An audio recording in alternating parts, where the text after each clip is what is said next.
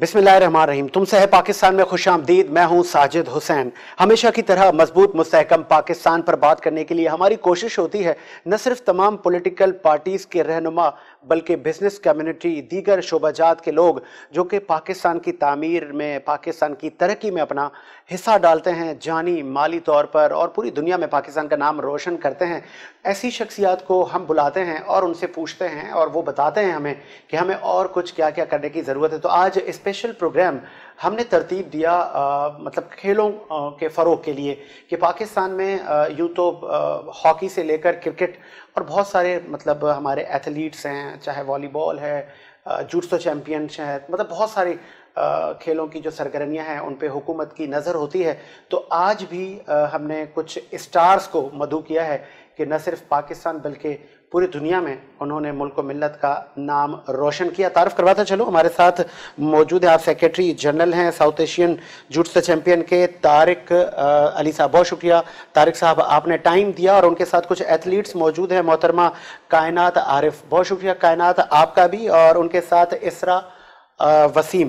बहुत शुक्रिया इसरा आपका और आप तमाम तीनों हाजरीन का कि आप लोगों ने स्पेशल इस हमारे तुमसे है पाकिस्तान प्रोग्राम में टाइम दिया। बेसिकली तो आपसे है पाकिस्तान, आपसे है पाकिस्तान। स्टार्ट करते हैं। तारिक साहब, एथलीट्स पूरी दुनिया में आप देखते हैं, लेकिन अब पाकिस्तान में हमारी आने वाली पीढ़ी बन रही है और अपना लोहा मनवा रही है। कहाँ कहाँ आपका जाना हुआ मैं इनसे भी पूछूंगा, लेकिन आप लीड कर रहे हैं और बहुत सारी जगहों पर आप रहे हैं, फेडरेशन और बहुत सारे मामलात में। कैसा देख रहे हैं इस वक्त हम कहाँ खड़े हैं?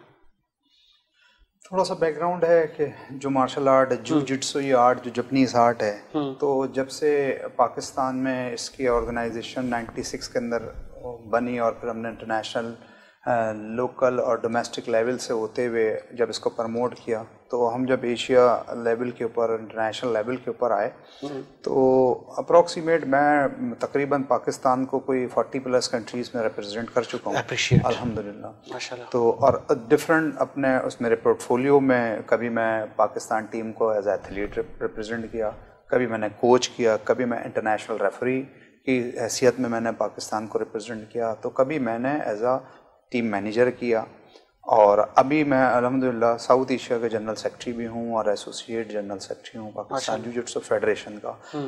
तो इसका करंट स्टेटस, जैसे अभी आपने सवाल किया कि इसको आप कहाँ देखते हैं, तो अल्हम्दुलिल्लाह पाकिस्तान जूजित्सु फेडरेशन की जो स्ट्रेटजी प्लानिंग जो है, उससे जो इसका आप अगर रिजल्ट देखें तो 2006 से पाकिस्तान का ये वाहिद स्पोर्ट्स है जो कंटिन्यू एवरी ईयर अपने टाइटल रिटेन करता हुआ आ रहा है। हम एशिया के 3 बार कंटिन्यू चैंपियन है और उसके बाद फिर हम डिफरेंट लेवल पे मेडल्स लेते रहे। यूँ समझ लें आप अराउंड 10 साल हम कंटिन्यू एशिया का टाइटल रिटेन करते रहे।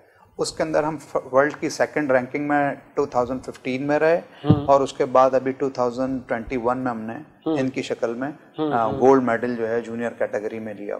तो हमारा जो पाकिस्तान जूजित्सु का जो ये आर्ट है, ये वाहिद एक आर्ट है तमाम स्पोर्ट्स में जो पाकिस्तान ओलंपिक या पाकिस्तान स्पोर्ट्स बोर्ड से एफिलेटेड स्पोर्ट्स है, इंक्लूडिंग हॉकी, क्रिकेट या XYZ कोई भी स्पोर्ट्स ले, इंडिविजुअल हो और या वो टीम इवेंट हो या टीम गेम हो, पाकिस्तान जूजित्सु फेडरेशन जो है वो सबसे ज़्यादा मेडल लाने वाली, और हर प्लेटफॉर्म पे, चाहे वो जूनियर कैटेगरी हो, सीनियर हो, कैडेट हो, मैन हो, वुमेन हो, या फिर यूनिवर्सिटी लेवल का इवेंट हो, या फिर डिजिटल या ई टूर्नामेंट हो, जिसका पहला 2021 में इंटरनेशनल फेडरेशन ने फर्स्ट टाइम इवेंट किया और अल्हम्दुलिल्लाह हमने उसमें पाकिस्तान का नाम सुरखरू करा और एथलीट ने उसमें गोल्ड लिया। अच्छा, ट्रेनिंग में कितना टाइम लगता है और कितनी मतलब कठिन है ये, कुछ बताएंगे, ओवरव्यू देंगे कि मतलब जो हमारे आने वाले बच्चे जो इंटरेस्ट ले रहे हैं तो उनको भी आप वेलकम करेंगे? जी बिल्कुल। एक्चुअली जो जूजित्सु एक आर्ट है, बेसिकली स्पोर्ट्स को पहले लोगों को एक समझना होगा कि स्पोर्ट्स क्या है। स्पोर्ट्स हार और जीत और फिटनेस का नाम नहीं है खाली ना, कि लोग समझते हैं कि यार एक, अक्सर जब आप जनरल बात करें स्पोर्ट्स के बारे में तो लोग ये समझते हैं, ये कहते हैं यार फिजिकल फिटनेस अच्छी हो जाती है। बिल्कुल ऐसा ही है, बट ये तो एक बहुत छोटा सा पार्ट है। अच्छा, फिटनेस तो एक बहुत छोटा सा पार्ट है, लेकिन एक्चुअली स्पोर्ट्स जो है वो ये एक वाहिद आप समझ लें कि फील्ड है जिसके अंदर बच्चे को हारना सिखाया जाता है। वो हारने के बाद फिर वो जब हारना सीख जाता है ना, तो तो उसको फिर जीत की कदर होती है, फिर वो जीतना सीखता है। उसके अलावा अगर आप क्लास में बच्चा है, वो अगर हार गया मतलब फेल हो गया, उसको कोई चांस नहीं है। वो पिछले 1 साल फिर उसने करना है, या आप किसी और प्लेटफॉर्म पे चलाएं। इवन अब अगर हम प्रोफेशनलिज्म के अंदर आए, तो अगर हम जॉब करते हैं, चीज़ें करते हैं, अगर आप अपने फेलियर हो जाते हैं अपने प्रोजेक्ट में, तो आपकी जो अथॉरिटी होती है वो आपको मेरे ख्याल में बैक कर देती है और दूसरों को चांस देती है। बट स्पोर्ट्स ऐसी चीज़ है कि ये ग्रूमिंग है, सेल्फ कॉन्फिडेंस के लिए ये बहुत अच्छी चीज़ है कि जो बच्चे इसके ऊपर कर रहे होते हैं इनको कराया जाए। तो पूरी दुनिया के अंदर आप चले आएँ, तो अगर हम प्रोफेशनली देखें तो जुजित्सु जो आर्ट है, तमाम टॉप जो है मैरीन्स और जो आर्मी आर्म फोर्सेस हैं, उसमें इसकी सेल्फ डिफेंस की ट्रेनिंग कराई जाती है। इसके एज वेल एज तमाम स्पोर्ट्स में इंडिविजुअल मार्शल आर्ट फेडरेशन, मतलब एक बच्चा है वो ज्वाइन करना चाहता है जी, क्या कुछ उसको करना होगा? कोई फीस स्ट्रक्चर है?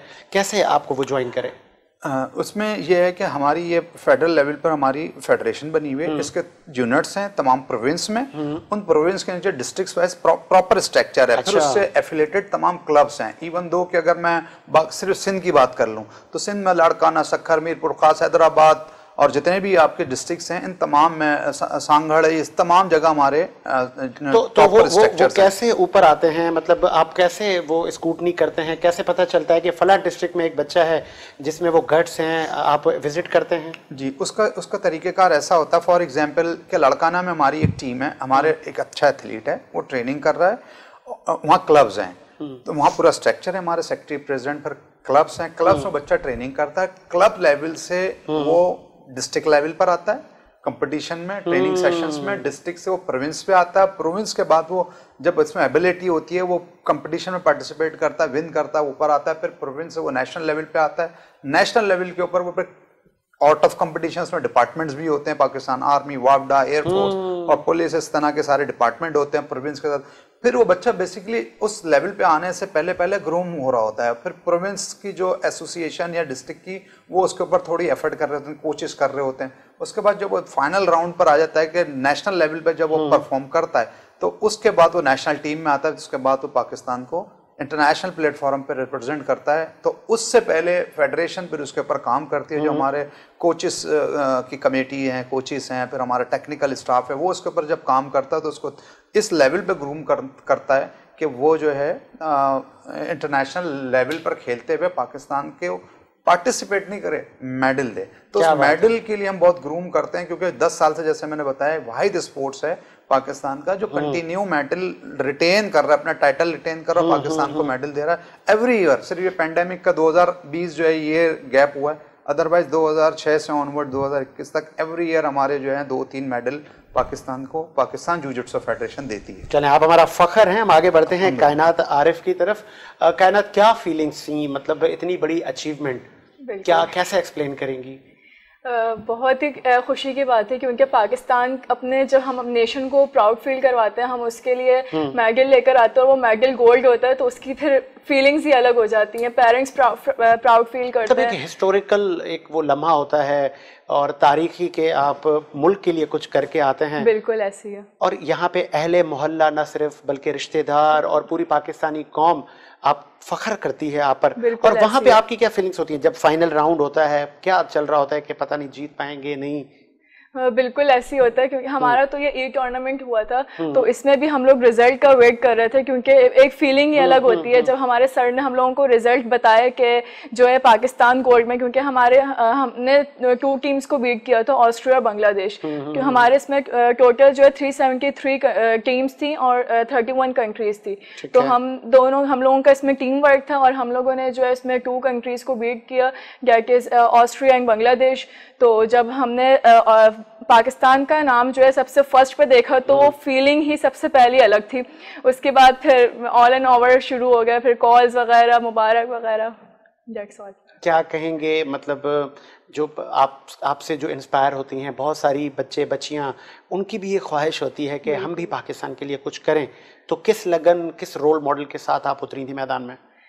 मैं तो बहुत उससे इसमें और भी लड़कियों को पार्टिसिपेट करना चाहिए जिस तरह, क्योंकि हम लोग रोल मॉडल बन ही चुके हैं। तो इसको देखकर, हम लोगों को देख के मैं भी ये कहती हूँ कि और लड़कियां भी पार्टिसिपेट करें, क्योंकि आगे इसका एक फ्यूचर है, क्योंकि इसके साथ हम लोग गोल्ड मेडल के साथ साथ हम लोग सेल्फ डिफेंस वगैरह भी सीखते हैं। तो हम लोग रोड वगैरह पे जाते हैं तो इस तरह भी लड़कियों को सेल्फ डिफेंस वगैरह आना चाहिए।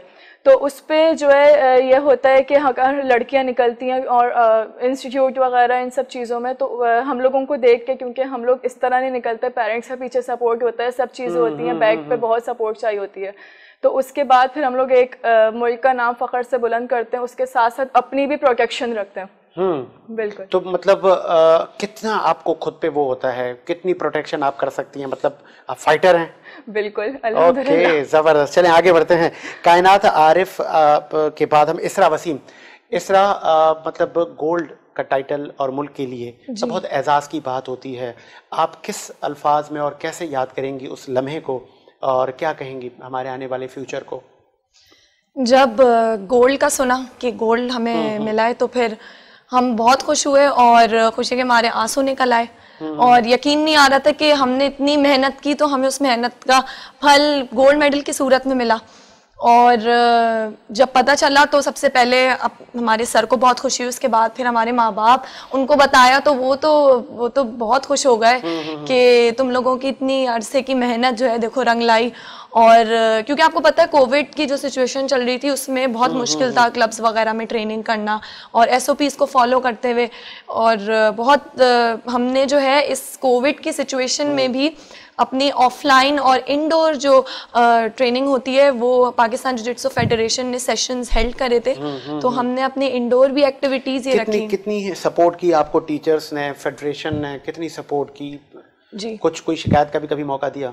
नहीं, कभी शिकायत का मौका तो नहीं दिया। शिकायत का मौका देते तो हम आज यहाँ बैठे हुए नहीं होते। अच्छा, मतलब फुल मतलब अल्लाह का शुक्र है, अल्लाह का शुक्र है, पूरी सपोर्ट हमारे मास्टर्स ने, क्योंकि हमारी मेहनत के पीछे, फिजिकल मेहनत के पीछे इन लोगों का हाथ था। उसके बाद जो बैकअप पे जितने काम होते हैं जो फेडरेशन के ही फोरम पे हो रहे होते हैं, तो वो सारी टेक्निकल चीज़ें वगैरह वो सब देख रहे हो, तो उन्होंने ही हमें अपॉर्चुनिटी दी कि हमें प्लेटफॉर्म दिया कि हम पाकिस्तान को रिप्रेजेंट करें। दे फाउंड अस कि हम अब केपेबल इनफ हैं और हम पाकिस्तान को मेडल दे सकते हैं।